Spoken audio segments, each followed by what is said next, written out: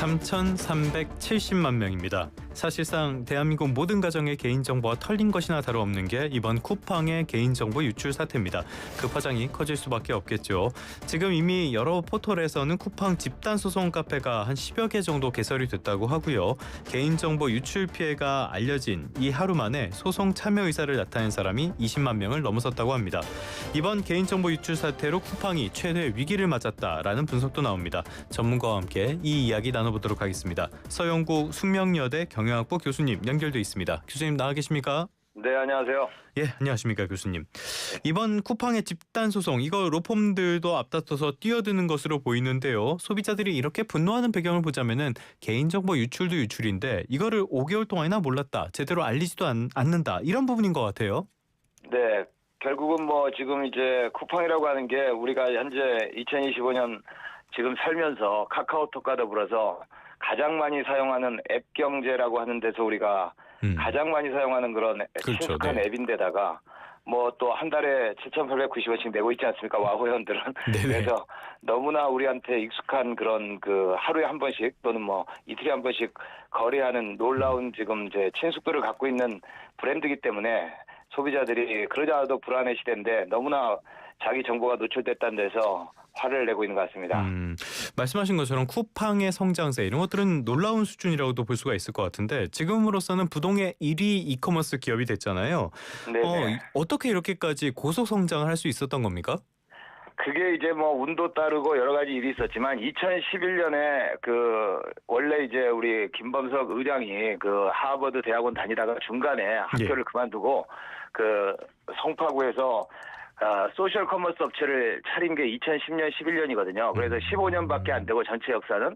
그 다음에 2005년에 불과 10년 전에 이커머스로 이제 피보팅을 이커머스로 업종 전환을 했어요. 그래서 한국의 아마존이 되려고 이제 업종 전환을 한 지는 불과 10년밖에 안 되는데 거의 한국 역사상 가장 단기간에 가장 빠르게 성장한 기업이라고 볼 수 있고요. 이렇게 너무 양적으로 10년 동안 급성장하다 보니까 드디어 이제 2023년 2년 전에 흑자를 구현하면서 매출도 지금 현재 작년 2024년 매출이 40조거든요. 그래서 더 놀라운 거는 시가총액이 지금 60조 가까이 되는데 오늘 뭐 주가가 폭락하고 있지만 그 60조 가까이 되기 때문에 지금 우리나라 전체 오프라인 소매 기업의 시가총액을 다 합쳐도 뭐 한 쿠팡의 5분의 1도 안 되는 수준에 지금 한국의 원탑 기업으로 성장한 지는 한 뭐 인정받은 지는 1, 2년 되고요. 그게 이제 코로나 때문에 갑자기 이제 한국의 전체 인구가 갑자기 이제 그 비대면 거래에 친숙해지면서 어떻게 보면 수혜를 가장 많이 입은 기업이다 이렇게 봐야 되겠습니다. 알겠습니다. 코로나를 거치면서 급격하게 성장을 했고 지금 쿠팡이 전반적으로 시장 1위 플랫폼, 2위가 네이버 쇼핑 이 정도를 기록하고 있는 상황으로 볼 수가 있겠는데요. 그런데 이 과정에서 여러 잡음들도 있어요. 개인정보 유출 사고 이것도 이번이 처음은 아니고 최근에 쿠팡 이제 배달 기사의 개인정보가 유출되기도 했었고요. 이런 것들 때문에 쿠팡의 보안 투자 이게 너무 부족한 것이 아니냐, 너무 허술한 것이 아니냐 이런 비판도 나오거든요. 교수님께서 어떻게 보십니까? 그래서 제가 궁금해서 들여다봤는데 쿠팡의 보안 시스템이라든지 보안에 대한 투자 금액이 작은 건 아니고 국내 탑 기업 수준이고요. 그 보안만 보더라도 공시에 따르면은 쿠팡의 정보보안 전담 인력만 풀타임으로 한 사람이 165명이나 되고 외주 인력까지 합치니까 200명이 넘거든요. 그래서 그 1년에 또 작년에 850억 정도를 이제 이 보안에 투자했기 때문에 한국의 완전히 탑 수준의 보안 체제를 가지고 있는 회사다 이렇게 평가되는데 문제는 지금 이번 사건도 내부 직원의 소행이잖아요. 그렇죠. 지금까지는 그렇게 보이죠. 지금까지가 아니라 지금 밝혀진 바에는 용의자가 중국인인데 그 우리 개발자인데요. 그 보안 담당 개발자입니다. 직원들한테 하루하루 암호를 발급하는 업무를 맡았던 보안을 담당하는 직원이 개인정보를 빼돌린 거기 때문에 이거는 뭐 거의 내부 단속이라든지 내부 통제 시스템의 문제지 뭐 보안 체제 문제는 아닌 걸로 이번 사건은 그렇게 보입니다. 일각에선 이런 말도 하잖아요. 그러니까 말씀하신 것처럼 보안 투자나 보안 담당 인력 많은 건 맞는데 이런 것들이 경쟁하는 기업들에 비해서라든지 매출에 비해서라든지 이런 부분에 있어서는 좀 부족한 것이 아니냐 이렇게 보는 시선도 있거든요.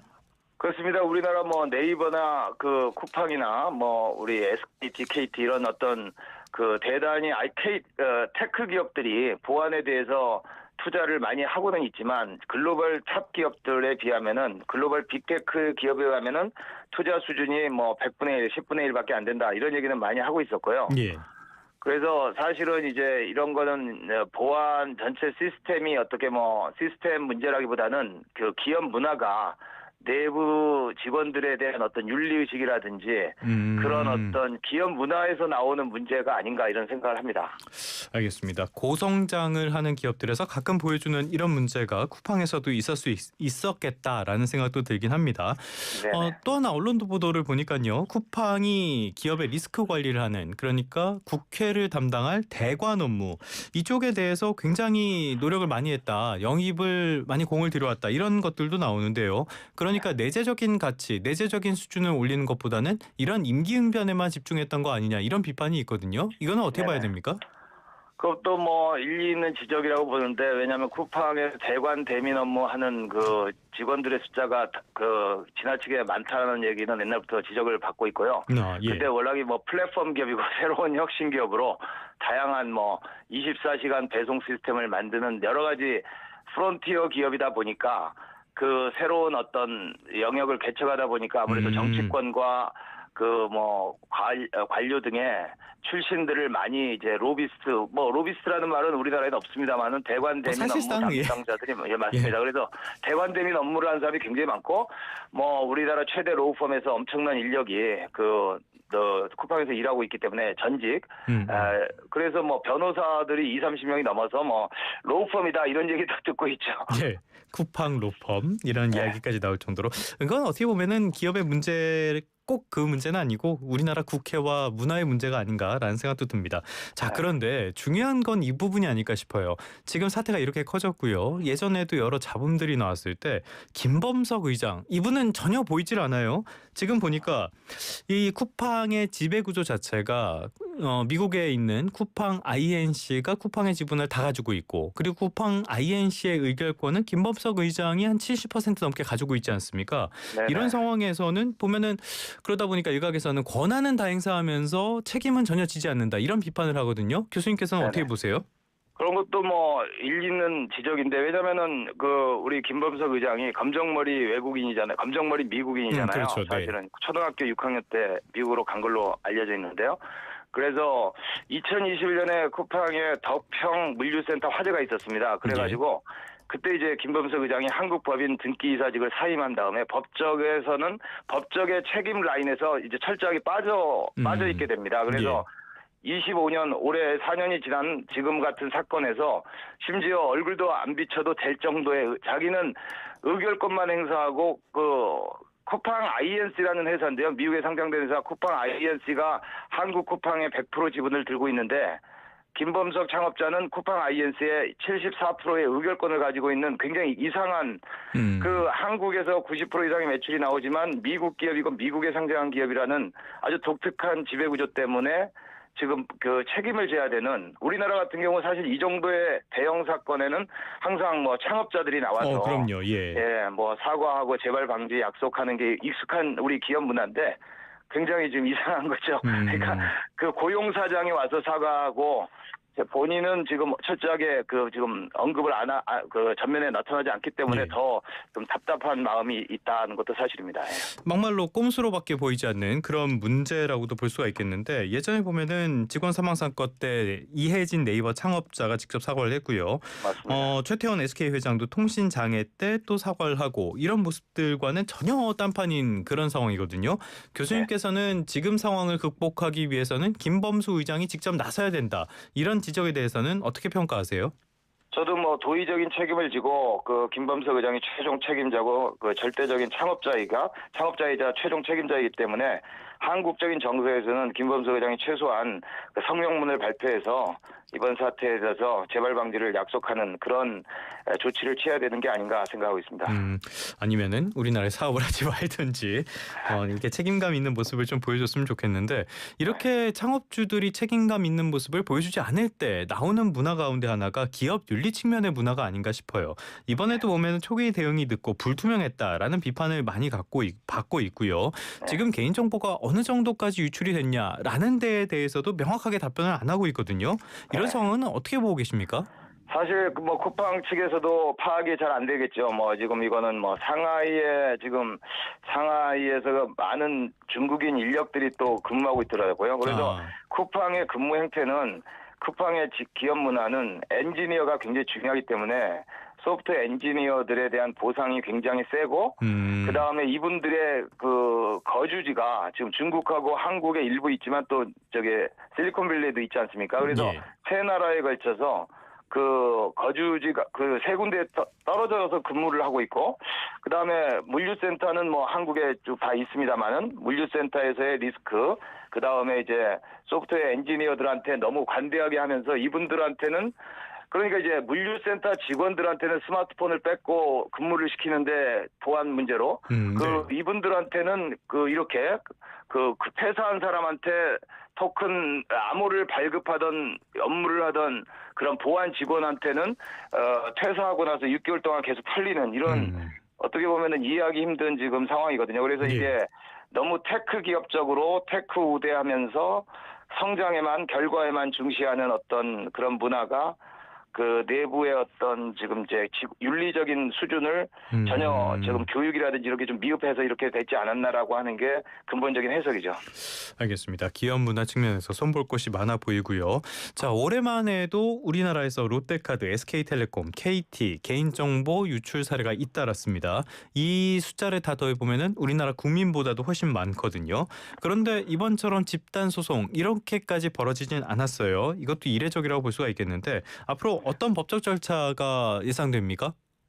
이게 뭐 어제 또 우리 강훈식 대통령 비서실장이 또 언급이 있지 않습니까? 징벌적 손해배상이라는 또 제도가 우리나라도 지금 이제 제대로 작동이 안 됐는데 이번에는 징벌적 손해배상이라는 게 그 매출액 대비로 심각한 위험을 5개 단계로 해서 가장 심각한 위반이 있었을 때는 지금 계산해 보면은 뭐 8천억 정도의 어마무시한 금액을 지금 쿠팡이 또 그 손해배상금을 정부에다 물어야 되는 정도의 사태로 발전할 수도 있는 가능성이 있다 지금 보이고 있습니다. 8천억 원이면은 어마어마한 금액인데 회사가 망하는 수준인데 사실 웬만한 기업이면 그렇죠. 어지간한 기업의 몸값보다도 훨씬 비싼 그런 금액이 지금 사상 최대의 과징금이 부과될 가능성 그렇기 때문에 다른 이커머스 업체들도 지금 비상이 걸렸다는 소식도 전해져 있습니다.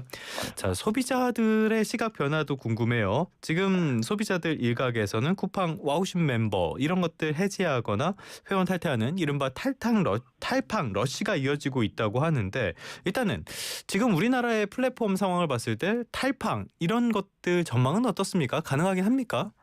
글쎄요, 저도 뭐 쿠팡 와우 회원을 끊어봤는데 굉장히 답답해서 다시 복귀를 한 적이 있는데 이제 쿠팡 없이 살 수 없는 그런 그 소비 문화가 정착이 된 건 맞는 것 같아요. 왜냐하면은 뭐 네이버와 투탑이라고 그러지만 네이버는 사실은 엄밀하게 말하면 소매 기업이라기보다는 어떻게 보면 중개 기업이잖아요. 그렇죠. 그래서 네이버 우리 네이버 플러스 지금 스토어가 지금 이번에 다시 재단장에서 쿠팡과의 일전을 하고 있는데 쿠팡은 사실은 우리나라 최대의 소매 기업이자 물류 기업이자 IT 기업이거든요. 그래서 빅블러 시대라고 얘기하는 그런 어떤 미래 사회에 가장 먼저 진입한 그런 어떤 정체성이 여러 개 있는 그런 어떤 미래 기업으로서 쿠팡 없이 살기 힘든 사회를 만들어놨는데 지금 이런 일이 벌어져서 과연 소비자들이 지금 집단 소송을 MZ세대가 사실은 굉장히 공정성에 민감한 세대이기 때문에 그럼요.